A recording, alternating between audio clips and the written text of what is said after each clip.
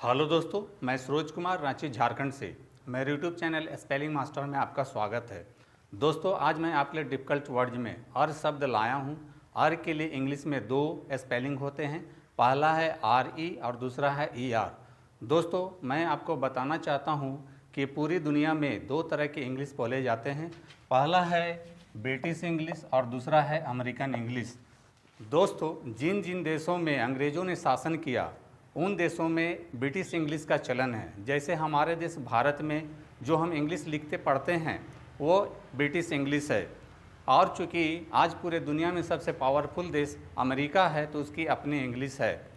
तो दोस्तों, आज हम अर से अंत होने वाले वैसे शब्दों का स्पेलिंग सीखेंगे जिसमें ब्रिटिश इंग्लिश में अर के लिए RE होता है और अमेरिकन इंग्लिश में अर के लिए ER होता है। तो दोस्तों, सबसे पहले हम अर से अंत होने वाले शब्दों का प्रोनाउंसिएशन करेंगे और अंत में इसके स्पेलिंग पर बात करेंगे। तो दोस्तों, चलिए शुरू करते हैं। You repeat after me. Accoutre accoutre, lustre lustre, spectre spectre, centre centre, metre metre, fibre fibre, ogre ogre, theatre theatre, culminator culminator, litre litre, calibre calibre, manoeuvre manoeuvre, sabre sabre, sepulchre sepulchre, decentre decentre. तो दोस्तों, आपको भी इन शब्दों का इसी प्रकार से pronunciation करना है।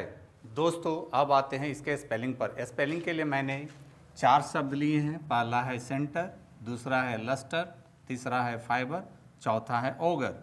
दोस्तों, जैसा कि मैंने बताया है कि अर के लिए RE या ER होता है। दोस्तों, यहाँ ध्यान देने वाली बात यह है कि RE जिस शब्द के अंत में आता है वह अपने से पहले आने वाले लेटर के साथ मिक्स हो जाता है। जैसे कि पहले शब्द और दूसरे शब्द सेंटर और लस्टर में RE से पहले T आया है तो इसको टर पढ़ेंगे।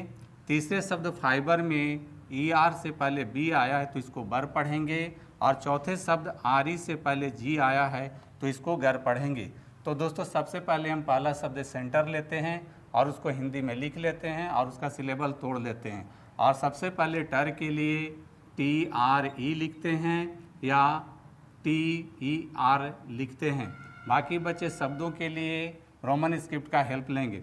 दोस्तों, यहाँ स के लिए CE लिखते हैं।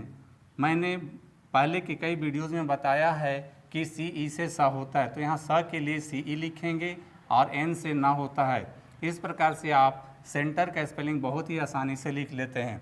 अब आते हैं दूसरे शब्द लस्टर पर, और सबसे पहले टर के लिए TRE या TER लिख लेते हैं, और बाकी बचे शब्दों के लिए रोमन स्क्रिप्ट का हेल्प लेंगे। L से ला होता है, और यहाँ ध्यान देना है दोस्तों कि यहाँ U का प्रयोग होता है और S से सा होता है। इस प्रकार से आप लस्टर का भी स्पेलिंग लिख लेते हैं। दोस्तों, यहाँ याद रखना है कि लस के लिए LUS लिखते हैं। तो इस प्रकार से आप लस्टर का भी स्पेलिंग लिख लेते हैं। अब आते हैं तीसरे शब्द फाइबर पर, और सबसे पहले बर के लिए BRE या BER लिख लेते हैं, और बाकी बचे शब्दों के लिए रोमन स्क्रिप्ट का हेल्प लेंगे। F से फ होता है, और I के लिए यहाँ सिंपली इंग्लिश अल्फ़ाबेट के अनुसार I लिखेंगे। इस प्रकार से आप फाइबर का स्पेलिंग भी आसानी से लिख लेते हैं।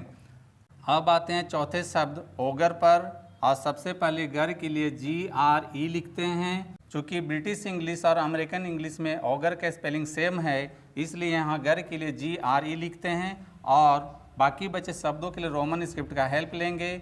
O के लिए सिंपली रोमन स्क्रिप्ट में O होता है। इस प्रकार से आप ओगर का भी स्पेलिंग बहुत ही आसानी से लिख लेते हैं। तो दोस्तों, आपको भी इन शब्दों का इसी प्रकार से ब्रिटिश इंग्लिश RE या अमेरिकन इंग्लिश ER से स्पेलिंग लिखने की कोशिश करनी चाहिए। दोनों के दोनों इंग्लिश, अमेरिकन इंग्लिश हो या ब्रिटिश इंग्लिश, दोनों स्पेलिंग सही हैं।